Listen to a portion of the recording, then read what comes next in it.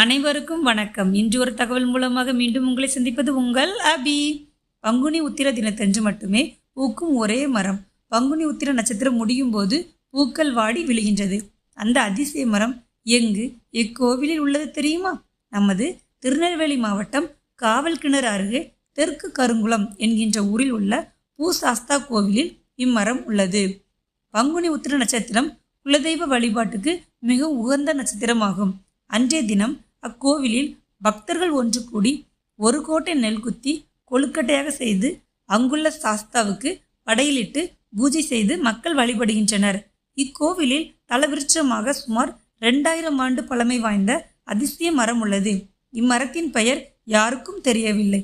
அந்த அதிசய மரம் பங்குனி உத்திர தினத்தன்று ஒரே ஒரு பூக்களை தோற்றுவிக்கிறது.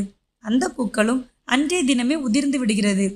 சில ஆண்டுகளில் இருமுறை பங்குனி உத்திரம் வரும்போது உத்திர நட்சத்திரம் தொடங்கும் போது பூக்க ஆரம்பித்து அந்த நட்சத்திரம் முடியும் போது பூக்கள் வாடி விழுகின்றது. இந்த அதிசய நிகழ்வை காண தமிழகம் மட்டுமின்றி கேரளா, ஆந்திரா, புதுச்சேரி, மராட்டியம் ஆகிய மாவட்டங்களிலிருந்து ஏராளமான பக்தர்கள் பூசாஸ்தா கோவிலுக்கு வந்து வழிபட்டு சாஸ்தாவின் அருள் பெற்று செல்கின்றனர். நன்றி. மேலும் மற்றொரு இன்ட்ரெஸ்டிங் தகவல் மூலம் மீண்டும் உங்களை சந்திக்கும் வரை உங்களிடமிருந்து விடைபெறுவது உங்கள் அபி.